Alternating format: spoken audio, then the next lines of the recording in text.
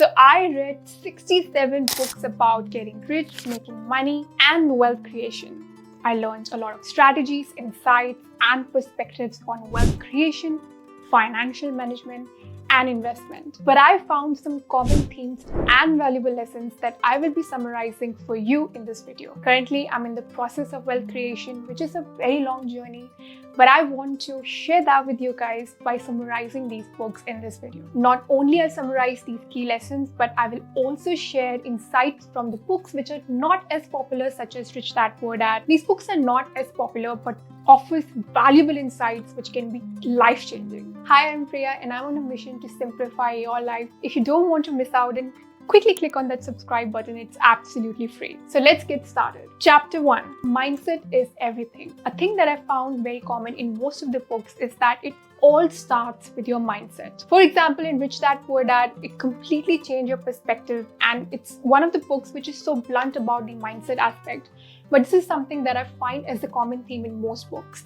If you don't believe that you deserve to be a millionaire, if you don't believe that you deserve to be wealthy, then you won't be. You are right. If you don't believe in abundance mindset, you believe in scarcity mindset. For example, you compare yourself with others. You think that just because this one person is doing really well in their life, you won't. You're stopping yourself from achieving your full potential. Not only that, I love how Psychology of Money points out how we see things around us, how we see money, the relationship we have with money is dependent on so many factors. For example, our upbringing, for example, how our friends spend money, for example, the kind of media we watch, the kind of videos we watch, how we spend our time on things, everything. And it also starts with your identity. You identify yourself with someone either who wants to build wealth, who wants to be on that path, or someone who doesn't before it becomes your reality. It registers in your mindset. For example, Jim Carrey in an interview said that he believed he's gonna be a millionaire and he knew that one day he's gonna get checked for $10 million. And he got it because he believed in it. So he worked according to it. All the decisions that you make in your life will completely depend on your mindset. If you believe you deserve the best, you will get the best. Financial education is key. Nearly all books about money talks about financial literacy.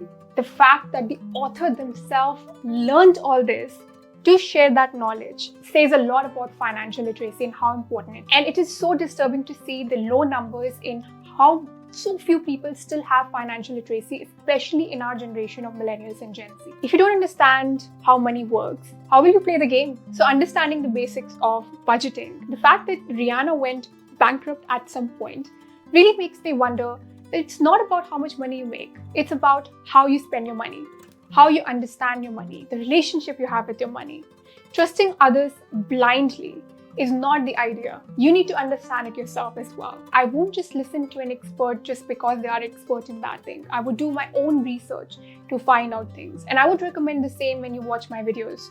I don't want you to blindly follow me on things that I say.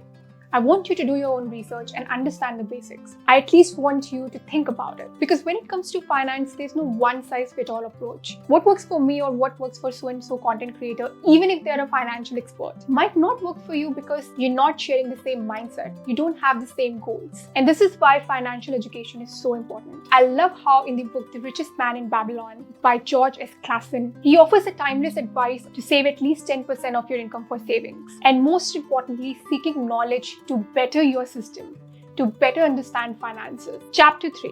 Diversify your income stream. I love how in the book 4-Hour Work Week by Timothy Ferriss, he suggests creating multiple streams of income. That advice has completely changed not only my life, but many people out there. The only recommendation that I'll give you is that not focus on a lot of things together. For example, last year, I was trying to build an e-commerce brand while building a YouTube channel, while doing a very high demanding 9-to-5 job. I was burned out. I was just crying all the time and I had to take a break for 4 months to recover. So don't make the mistake that I made. Multiple streams of income are important, but you can't do everything all by yourself. And if you are alone in your journey in the beginning, it's important to prioritize one thing over the other thing. Moreover, now I've understood the concept of dedicating time to multiple streams of income. So having one priority for a week and just focusing on that one thing. So give up on those 10 things Just focus on one thing, build it to a point, and then move to the next. And always hire people and delegate to people. It always helps. Chapter 4, investing is essential. There's not a single person on this planet who's rich and they'll tell you that they don't invest. Can't be possible. In the book, The Intelligent Investor by Benjamin Graham, he explained thoroughly how the whole system of finance works when it comes to investing. He explained the basics. For example, when you're choosing stock, what are factors to look. He gave his history and background of stock market as well. This book has changed Warren Buffett's life, and it's amazing. I would say some of the stuff in that book is outdated. So I would definitely recommend you to read Warren Buffett's version. That book is amazing. Like, it's a must read because it's not just about making money. It's also about growing your money. It's also about managing your money. And growth comes only from investment. If you want to understand the basics of investment, then let me know in the comment section. I'll be more than happy to make a video on it. Next is compound interest. Funny thing is, compound interest is called the 8th wonder of the world. But one thing that I would like to add over here is that don't compare your journey with others. Whenever the topic of compound interest comes, people compare, oh, if you save when you're 20, you'll have this much money. But if you save in your 30s, you'll have this much money. I think this conversation is vain and it's useless because you need to understand what are your life circumstances. What if someone is investing in the early 20s and some life tragedy happens and they have to withdraw that money and they have less in 10 years than someone who started investing in 30s. These all comparisons are useless. So don't worry about when you're starting with your journey. Just get started. Just do it. Start as soon as you can. Start as early as you can. And start as much as you can. It doesn't matter even if you invest $100 a month or you invest $50 a month. Just get started. Time component is the factor which will build your wealth. It's not the amount of money. It's how and when you get started.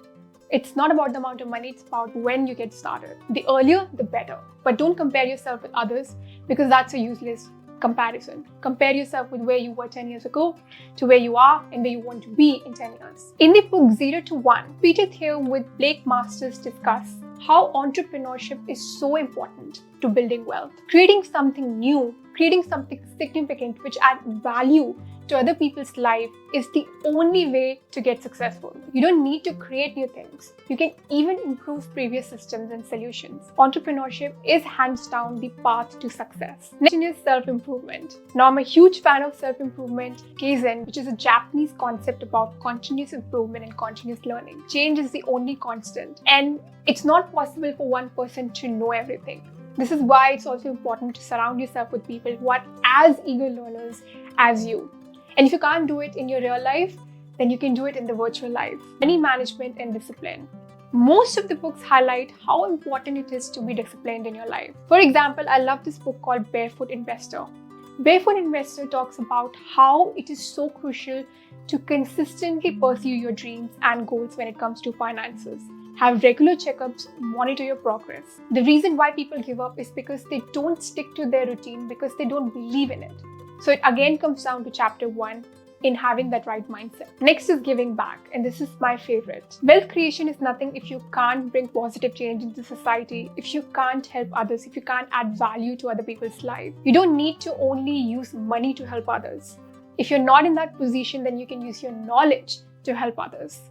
So if you have any comments that can help others to learn as well, please feel free to share on this channel because you don't know how it can be life-changing. Well, I would summarize all these concepts into having a positive mindset, believing in yourself, having clear goals, acquiring financial education, and maintaining that discipline. While knowledge is powerful, it can be daunting sometimes to apply this to real life. So I'll make my best efforts to make videos which can make your life easier, which can make your life simpler. And I'll also share those resources which can help you and which have been helping me. So if you're interested, then again consider subscribing because I would love you to join my journey. Now that's all for today, and I hope you enjoyed this video. I'll see you in my next video. Till then, take care. Bye.